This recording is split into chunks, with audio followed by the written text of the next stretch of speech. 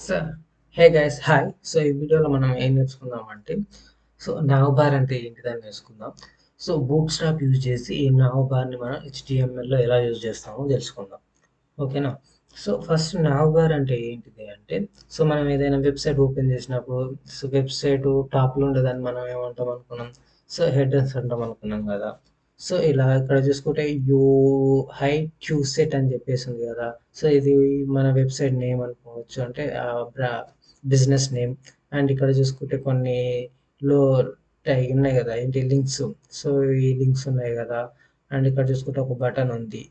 వీటిని ఏమంటాము అంటే మనం సో నావ్ బార్స్ అంటాం. వీటిని నావ్ బార్ అంటాం. అలాగే మనం మొబైల్‌లో చూసుకుంటే ఏంది, సో నేమ్ ఉంది, బ్రాండ్ నేము. అలాగే ఇక్కడ ఐకాన్స్ అనేటివి ఉన్నాయి కొన్ని.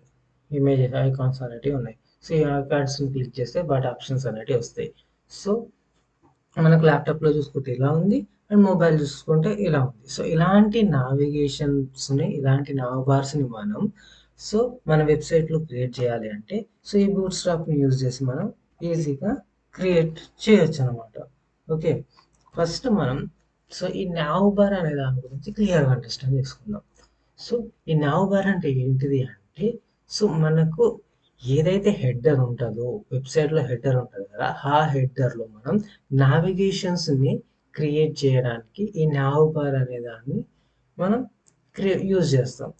మన ఈ బూట్ స్ట్రాప్ నావ్ బార్ను యూజ్ చేసి అలా ఏవైతే మనకు నావ్ బార్లో లింక్స్ ఉంటాయో వాటిని ఎక్స్పాండ్ అండ్ కొలాప్స్ అనేటివి చేయొచ్చు. ఏదైతే మన డెవిస్లో మన వెబ్సైట్ ఓపెన్ చేస్తున్నామో అక్కడ ఇంటూ దట్ డెవిస్ అనమాట.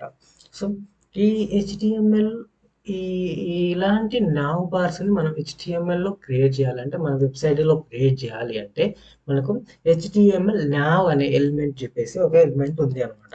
ఈ హెచ్టిఎంఎల్ నావ్ ఎలిమెంట్ ఏంటి అంటే సో ఇది కూడా ఒక సిమిలర్ టు ఒక కంటైనర్ ఎలిమెంట్ అనమాట. ఎలా మనకు డివ్ అనే కంటైనర్ ఎలిమెంట్ ఉంది కదా. దానిలాగానే ఈ నావ్ అనేది కూడా ఒక కంటైనర్ ఎలిమెంట్. ఈ నావ్ అనేది ఎందుకు యూజ్ అవుతుంది అంటే మనం నావ్ బార్స్ ని క్రియేట్ చేయడానికి, హెడర్ లో నావ్ బార్స్ ని క్రియేట్ చేయడానికి ఈ నావ్ అనే హెచ్టిఎంఎల్ ఎలిమెంట్ యూజ్ అవుతుంది.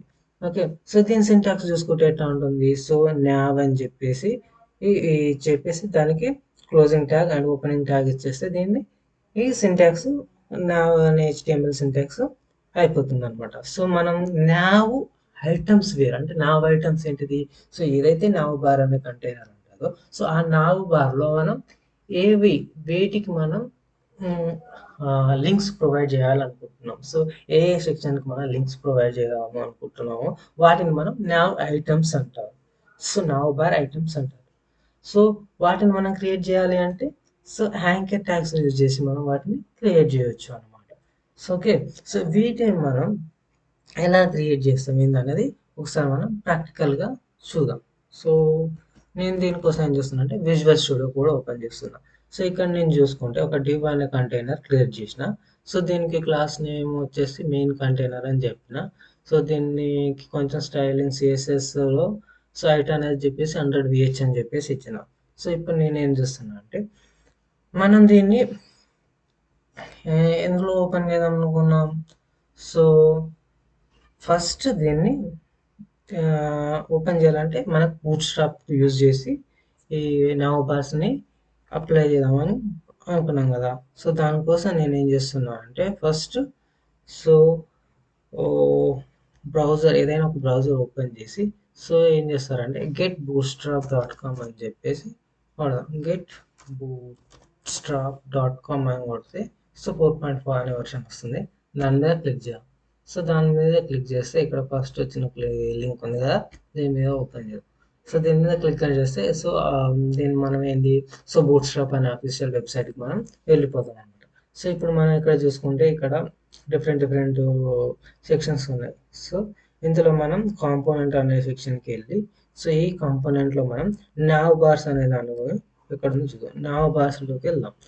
నావ్ బార్స్లో డిఫరెంట్ నావ్ బార్స్ ఉంటాయి. మన రిక్వైర్మెంట్ ప్రకారం ఈ నావ్ బార్స్ని మనం యూజ్ చేసుకోవచ్చు అనమాట. జస్ట్ ఇక్కడ నుంచి కాపీ అనే సింబల్ మీద కాపీ చేసి ఈ కోడ్ని మొత్తం మనం ఏదైతే current working project HTML document project ఉంటుందో దాంట్లో మనం ఫేస్ చేసుకోవచ్చు అనమాట. సో నేను మనకు ఈజీగా అండర్స్టాండింగ్ అవడం కోసం ఇక్కడ కిందికి స్క్రోల్ చేస్తే ఇక్కడ nav అని చెప్పేసి ఉంది కదా. సో ఇక్కడ దీని కింద సో ఇక్కడ చూసుకుంటే you can avoid the list based approach entirely if you like అని చెప్పేసి ఉంది కదా. సో ఈ కోడ్ నేను దాని కింద ఏదైతే కోడ్ ఉందో ఆ కోడ్ నేను కాపీ చేస్తున్నాను అనమాట. సో ఈ కోడ్ నేను కాపీ చేసి ఇప్పుడు నేను నాకు ఏదైతే విఎస్ కోడ్ ఉందో అక్కడ నేను దీన్ని పేస్ట్ చేస్తాను. ఓకే, ఒకసారి దీన్ని సేవ్ చేసి ఒకసారి చూద్దాం దీని అవుట్పుట్ అనేది ఎలా వస్తుందో చూద్దాం ఒకసారి. సో గో లైవ్ మీద క్లిక్ చేసి సో దీని అవుట్పుట్ చూసుకుంటే మనకు ఇక్కడ చూపించినట్టు వచ్చింది కదా బూట్ స్టాప్లో. ఇక్కడ ఉంది కదా now bar అని చెప్పేసి హోమ్ పూచర్ ప్రైసింగ్ అని సేమ్ అలాగే మనకి ఇక్కడ మన వెబ్సైట్లో కూడా అలాగే వచ్చింది కదా. సో ఇలాంటి nav bars మనం యూజ్ చేయడానికి ఇది మనం బూట్ స్టాప్ని యూజ్ చేస్తాం అనమాట. సో ఈజీగా జస్ట్ కాపీ పేస్ట్ చేసేసి మనం ఇలాంటి nav bars క్రియేట్ చేయొచ్చు అనమాట. సో ఇప్పుడు దీన్ని మనం చూసుకుంటే ఇది ల్యాప్టాప్ స్క్రీన్లో ఎలా వస్తుంది. సో దీన్ని నేను మొబైల్ స్క్రీన్ ఆర్ టాబ్లెట్ స్క్రీన్లో ఎలా వస్తుందో చూడాలి అనుకుంటే ఇక్కడ 3 డాటర్స్ మీద క్లిక్ చేసి మోర్ టూల్స్ మీద క్లిక్ చేసి డెవలపర్ అనే టూల్స్ మీద క్లిక్ చేస్తున్నాను. ఇప్పుడు నేను చూసుకుంటే పర్టికులర్ ఇది ఐపాడ్ ఎయిర్ అనే డివైస్లో ఎలా కనబడుతుంది. సో నవబార్ అని చెప్పేసి అండ్ ఇక్కడ ఒక బటన్ అనేది వచ్చింది. సో ఈ బటన్ మనం ఏమంటామంటే ఆంబర్గర్ బటన్ అంటాం. సో దీని మీద క్లిక్ చేసినప్పుడు ఏంది ఇక్కడ లింక్స్ అనేటివి వచ్చినాయి. సో మళ్ళీ క్లిక్ చేస్తే ఈ లింక్స్ అనేటివి కొలాప్స్ అయిపోతున్నాయి అనమాట. సో ఇలా ఎక్స్టెండ్ ఆర్ కొలాప్స్ అనేది చేయొచ్చు. దీన్ని మనం ల్యాప్టాప్లో చూసుకుంటే ఏంది ఇలా వస్తుంది. సో డైరెక్ట్ ఇక్కడ లింక్స్ అనేటివి కనబడుతున్నాయి అనమాట. సో ఇది ఇలాంటిది దీనినే మనం nav bar అంటాం. సో మనం మళ్ళీ next go back to the స్లైడ్స్కి వెళ్తే మనకి నెక్స్ట్ టాపిక్ వచ్చేసి ఏంటంటే సో హెచ్టిఎంఎల్ ఎలిమెంట్స్ అంటే ఏంటి అని తెలుసుకో. సో మనకి హెచ్టిఎంఎల్ ఎలిమెంట్స్ అనేటివి సో 2 కేటగిరీస్గా డివైడ్ అయినాయి అనమాట. సో అవి ఏంటి అంటే so block level elements and inline elements అనేవి. సో బ్లాక్ లెవెల్ ఎలిమెంట్స్ అంటే ఏంటి అంటే సో బ్లాక్ లెవెల్ ఎలిమెంట్స్ అనేటివి మనం హెచ్టిఎంఎల్ డాక్యుమెంట్లో యూజ్ చేసినప్పుడు ఇవి ఆల్వేస్ స్టార్ట్ అంటే ఎప్పుడైనా సరే బ్లాక్ లెవెల్ ఎలిమెంట్ యూజ్ చేస్తే అవి న్యూ లైన్లోనే అంటే కొత్త లైన్లోనే స్టార్ట్ అవుతాయి అనమాట. సో ఏంటంటే సో మనకి ఇప్పుడు ఇది మొత్తం ఒక స్క్రీన్ ఇక్కడ మొత్తం ఇది బయట ఉన్నది మొత్తం ఒక స్క్రీన్ కదా. సో ఎప్పుడైతే మనం బ్లాక్ లెవెల్ ఎలిమెంట్ని యూజ్ చేసినామో సో అది టెక్స్ట్ ఎంతైనా ఉండనివ్వండి ఆ ఎలిమెంట్ ఎంత చిన్నదైనా ఉండని ఈ టోటల్ విడ్త్ అనేది ఆక్యుపై చేస్తుంది. వాటిని మనం బ్లాక్ లెవెల్ ఎలిమెంట్ అంటాం. సో ఫర్ ఎగ్జాంపుల్ చూసుకుంటే సో div అనేది black level element and h1 heading element and paragraph element. So ఇలా కొన్ని అనేటివి బ్లాక్ లెవెల్ ఎలిమెంట్స్ అనేటివి ఉన్నాయి. సో అలాగే నెక్స్ట్ వచ్చేసి ఏంటిది ఇన్లైన్ ఎలిమెంట్స్. ఇన్లైన్ ఎలిమెంట్స్ అంటే ఏంటిదంటే సో బ్లాక్ లెవెల్ ఎలిమెంట్స్కి రివర్స్ అనమాట. సో ఇన్లైన్ ఎలిమెంట్స్ ఏంటిది సో ఆ ఎలిమెంట్ ఎంతైతే స్పేస్ను ఆక్యుపై చేస్తుందో ఎంతైతే స్పేస్ కావాలో ఆ ఎలిమెంట్కు అంత స్పేస్ను మాత్రమే అది వెబ్ పేజీలో ఆక్యుపై చేస్తుంది అనమాట. దీన్ని మనం ఇన్లైన్ ఎలిమెంట్స్ అంటాం. సో ఫర్ ఎగ్జాంపుల్ ఇక్కడ ఇన్లైన్ ఎలిమెంట్స్ అని చెప్పేసి ఉంది. సో ఇక్కడ ఈ టెక్స్ట్ అనేది ఇక ఈ ఎలిమెంట్ అనేది ఇంతవరకు మాత్రమే ఈ స్పేస్ అనేది ఆక్యుపై చేసింది. ఇక్కడ మొత్తం స్పేస్ ఎంటీగా ఉంది. సో నెక్స్ట్ మనం క్రియేట్ చేసే ఇన్లైన్ ఎలిమెంట్ అనేది సో ఇక్కడ నుంచి న్యూ లైన్లో కాకుండా ద సేమ్ లైన్లోనే వస్తుందన్నమాట. ఓకే, సో ఎగ్జాంపుల్ ఇన్లైన్ ఎలిమెంట్స్కి ఎగ్జాంపుల్ చూసుకుంటే ఏమున్నాయి సో బటన్ ఎలిమెంట్స్ ఉన్నాయి and image element anchor element వీటన్నిటి కూడా ఇన్లైన్ ఎలిమెంట్స్ కిందకి కన్సిడర్ చేద్దాం ఇన్లైన్ ఎలిమెంట్స్. సో ఇప్పుడు వీటిని ప్రాక్టికల్గా చూసుకుంటే ఇప్పుడు వీటిని ఒకసారి నేను ఈ nav అనే దాన్ని చెప్పేసి ఉంది కదా దీన్ని నేను ఒకసారి రిమూవ్ చేస్తున్నా. సో మనకేంది ఫస్ట్ బ్లాక్ లెవెల్ ఎలిమెంట్ అనే దాని గురించి చూద్దాం. సో బ్లాక్ లెవెల్లో ఏంటంటే సో h1 అనే ఒక ఎలిమెంట్ని క్రియేట్ చేసి హెడ్డింగ్ అని రాస్తున్నా. సో అలాగే ఇంకో బ్లాక్ లెవెల్ ఎలిమెంట్ నేను ఇక్కడ క్రియేట్ చేస్తాను. ఇంకోటి ఏంటిది పారాగ్రాఫ్ అని చెప్పి పారాపి. సో దీనికి పారాగ్రాఫ్ అని చెప్పేసి ఇస్తున్నాం. సో ఇప్పుడు మనం ఈ బ్లాక్ లెవెల్ ఎలిమెంట్స్ వాటికి ఏంటిది ఎప్పుడు క్రియేట్ చేసిన బ్లాక్ లెవెల్ ఎలిమెంట్స్ని ఎప్పుడు రాసినా కూడా ఇవి న్యూస్ లైన్లోనే స్టార్ట్ అవుతాయి పక్క పొంటి ఎంత ప్లేస్ ఉన్నా కూడా. సో ఒకసారి దీన్ని చూద్దాం. ఇక్కడ చూడండి సో హెడ్డింగ్ అని చెప్పేసి ఉంది. పారాగ్రాఫ్ అనేది చెప్పేసి ఉంది నెక్స్ట్ లైన్లో వచ్చింది. కానీ ఇక్కడ హెడ్డింగ్ మనం చూసుకుంటే హెడ్డింగ్ పక్కకుంటే స్పేస్ అనేది ఉంది. కానీ బ్లాక్ లెవెల్ ఎలిమెంట్ అంటే ఏంటి అని చెప్పినాం. సో మనకి ఏదైతే డెవిస్ ఉంటుందో ఆ డెవిస్ లో ఫుల్ పెడుతున్న ఆక్యుపై చేసాయని చెప్పినాం. సో అందువల్ల ఈ బ్లాక్ లెవెల్ ఎలిమెంట్ అనేది నెక్స్ట్ బ్లాక్ లెవెల్ ఎలిమెంట్ అనేది అంటే న్యూ లైన్ లో స్టార్ట్ అయింది అనమాట. న్యూ లైన్ లో ఇది అయింది. ఓకే, ఇప్పుడు మనం ఇంకోటి ఏంటి అంటే దీనికి బ్లాక్ లెవెల్ ఎలిమెంట్ కి ఇది కదా, దీని బ్లాక్ లెవెల్ ఎలిమెంట్ లోనే ఇప్పుడు నేను ఏం చేస్తున్నా అంటే ఇప్పుడు అది ఒక ఇన్లైన్ ఎలిమెంట్ క్రియేట్ చేస్తున్నా. సో ఇన్లైన్ ఎలిమెంట్ అనేది ఒక బటన్ అని చెప్పేసి ఇన్లైన్ ఎలిమెంట్ క్రియేట్ చేస్తున్నా నేను.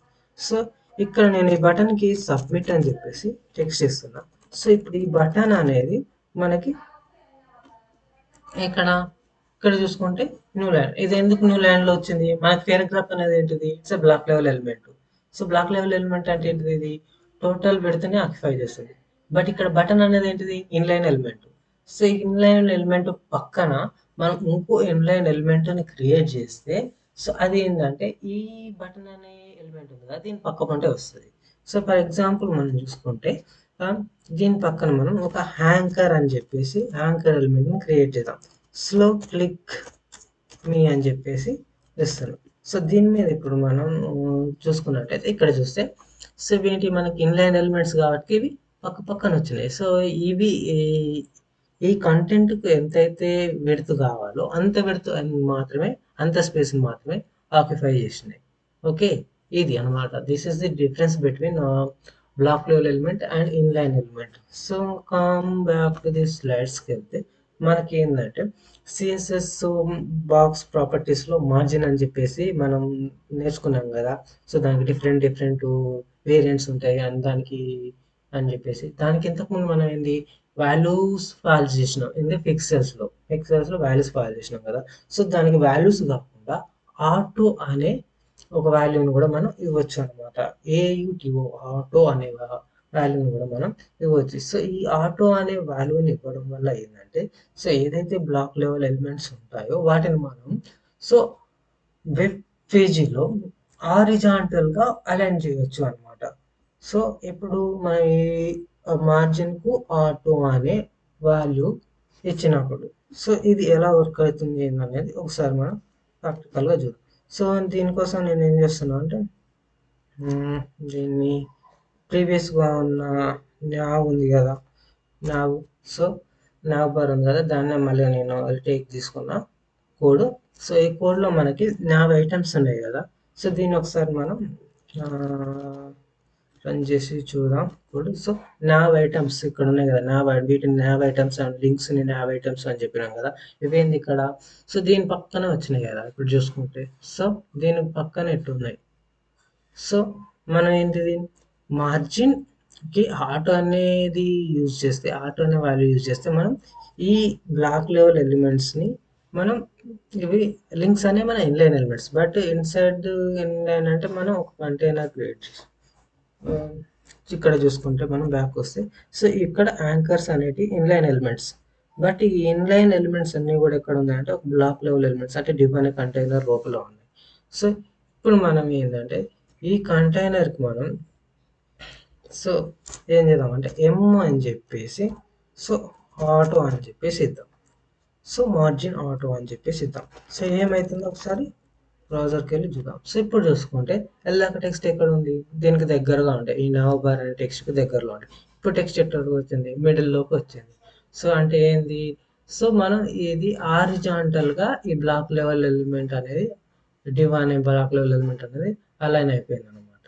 సో ఎమ్ అనే ఆటో ఇస్తే మిడిల్కి వచ్చింది, అంటే రైట్ సైడ్ స్పేస్ వచ్చింది, లెఫ్ట్ సైడ్ స్పేస్ వచ్చింది. అలా కాకుండా మనం ఏంది ఇంకోటి ఎంఆర్ అని చెప్పేసి ఉంది. సో అంటే ఎంఆర్ ఆటో అని ఇచ్చినాం అనుకో.